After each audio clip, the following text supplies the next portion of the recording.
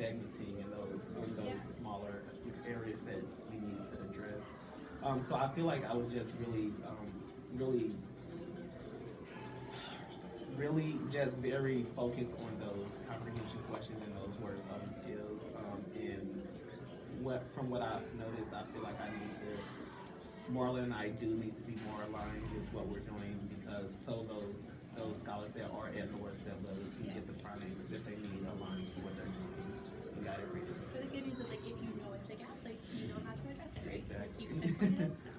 So I do want to talk today about your scholars who are DNA 4. So you have a pretty big chunk of kids who are at 3 trying to achieve 4. So talk to me about those guys. What skills are they missing? So from what I've seen with some of them is was either their rate, so they're moving too slow, they can figure out the words and they can work on it, but they're just reading too slow and their fluency isn't where it needs to be.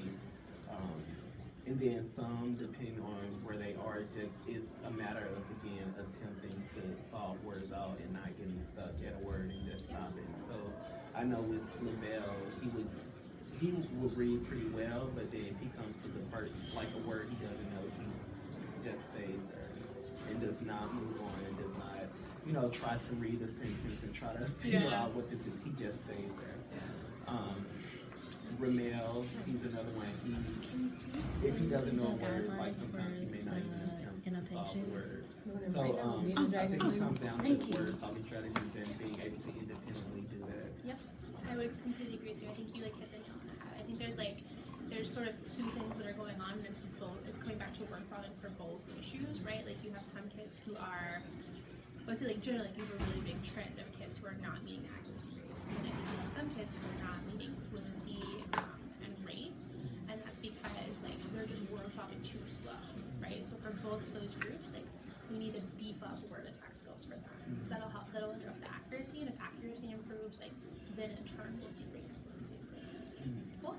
So we're going to talk about word solving today and what word solving and guided reading should look like. So, what do you think right now kids are misunderstanding about word solving? So I would probably say my kids at step 3 are, I don't know, I think that one thing that I'm focusing on is the vowel switching, so understanding that vowels make 2 sounds.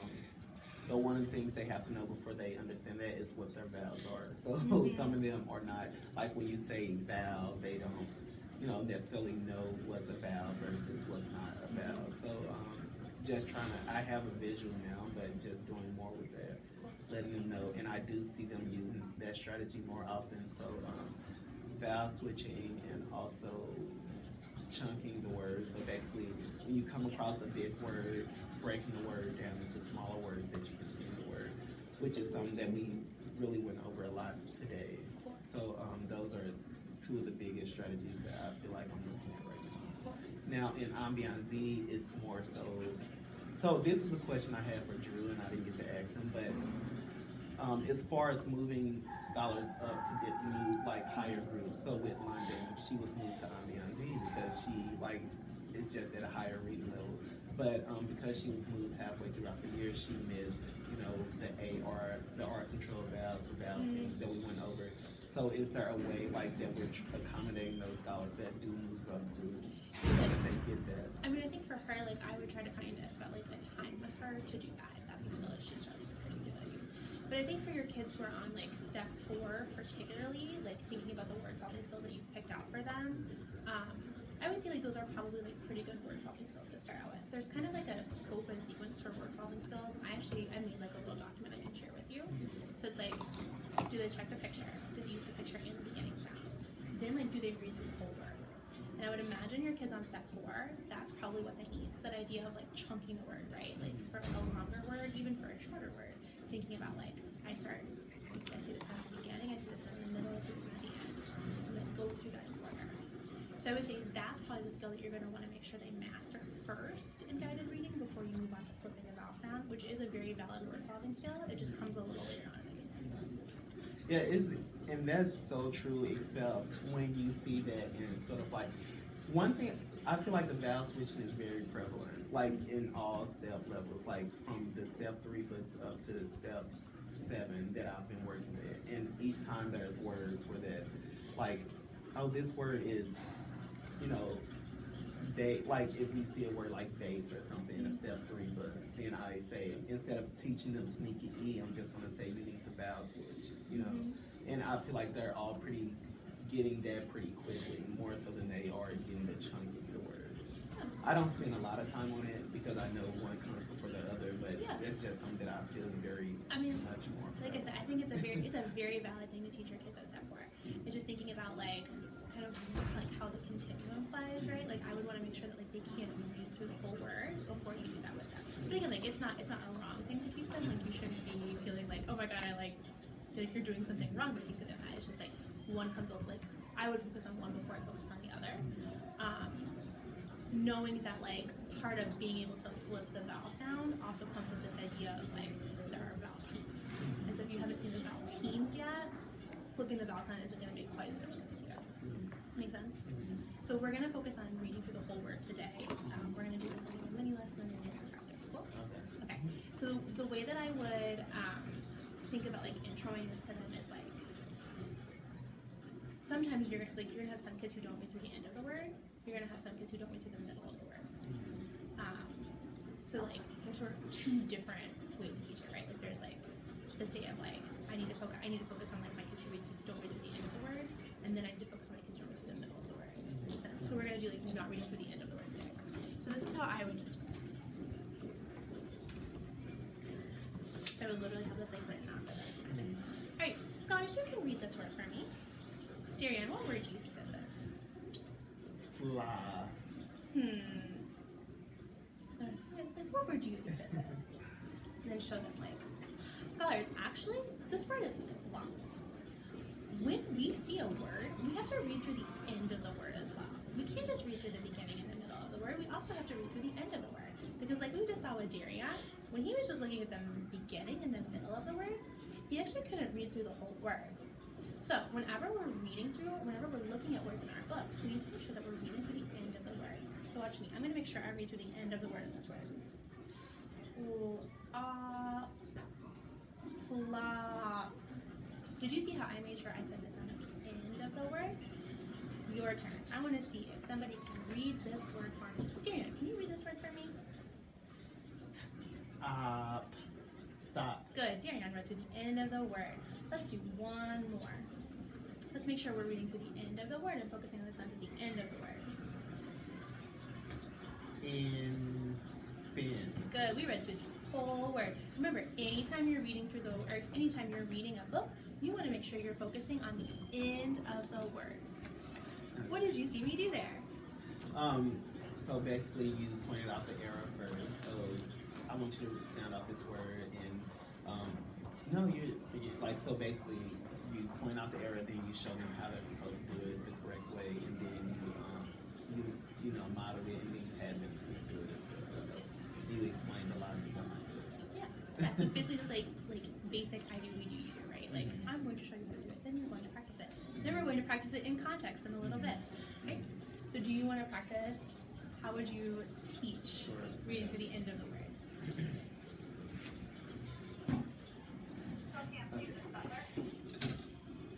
Scholars, when we read words, we have to make sure we read through the entire word. We're gonna try with this word first. This T word. I am. Read this word the for me. admin office. What is this word? Trip. Trip. Does that sound right? No. No, trip doesn't sound right. When we read, we actually let's do it. Okay. Go ahead. I feel like sometimes when I do this, I feel like I'm giving too much information.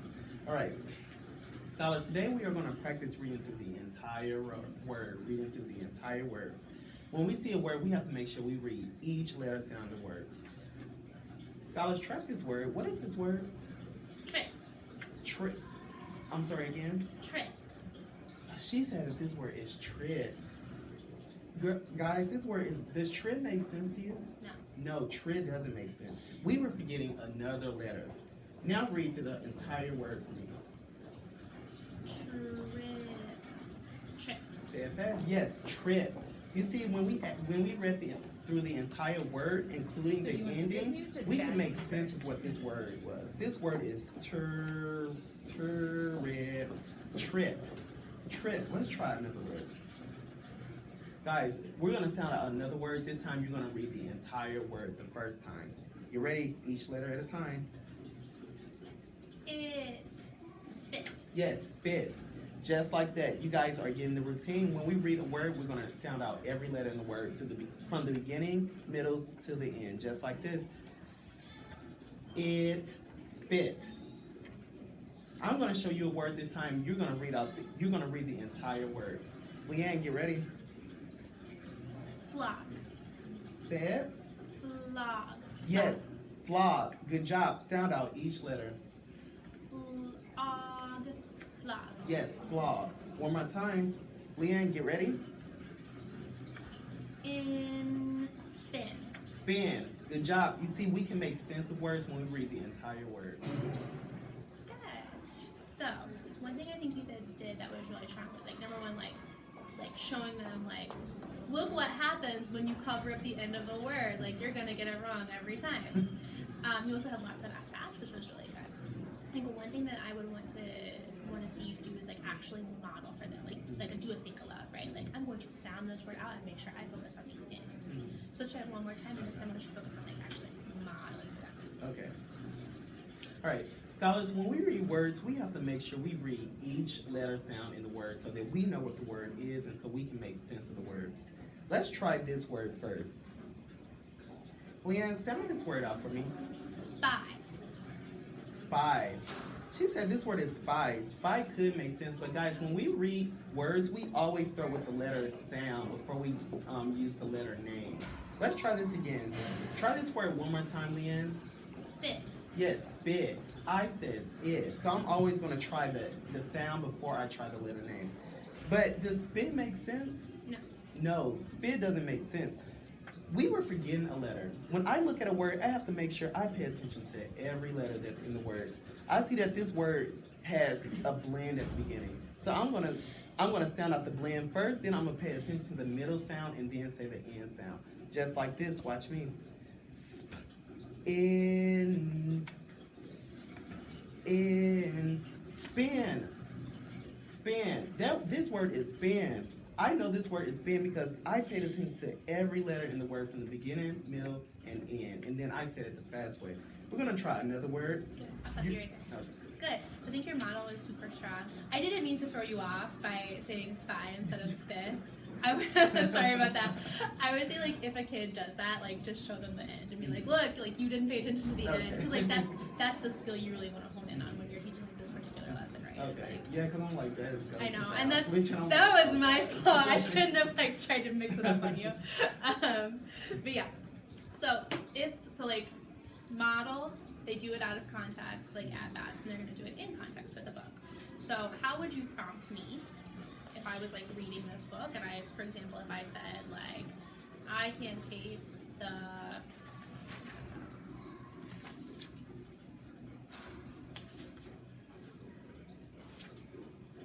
so for example, like this, right? If I said I can make R, how would you prompt me to fix that? I'll say first, go back and read that again. I can make R.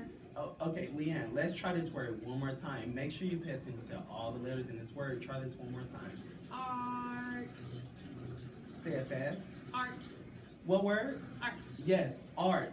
See, when you read it the first time, you forgot the ending letter, which is T. Mm-hmm. You said R. This word is art. Art. Mm-hmm. So I think your first like sentence there, right, just saying like you forgot some of the letters, that's the strongest piece, right? Like I actually don't think you even need to go into the logic behind it when you're like prompting them, because like when you're prompting them, like you just want them to you just want to move on. So I would say like read through the whole word, like look at the ending. You forgot some of the letters in this word, like something along those lines. Let me pull up what the actual prompts are. So read through the whole word, like check the beginning and ending letters. How does that word start? How does that word end? Like those are the prompts from the prompting guide. So those are the prompts you're going to want to use. So just prompt them and let them move on. Okay? Let's try again with another word. Here's what we do. So if, for example, if I sound this out and I said tress. How would you prompt me for that? Let's do a little more context. I can help and empty the trash. Try this word again. Pay attention to the ending. I'm not gonna say that. Pay attention to the ending letters. Trash. Yes. Say it fast. Trash. Trash. Good job. Good. Yeah, much better. Let's see one more.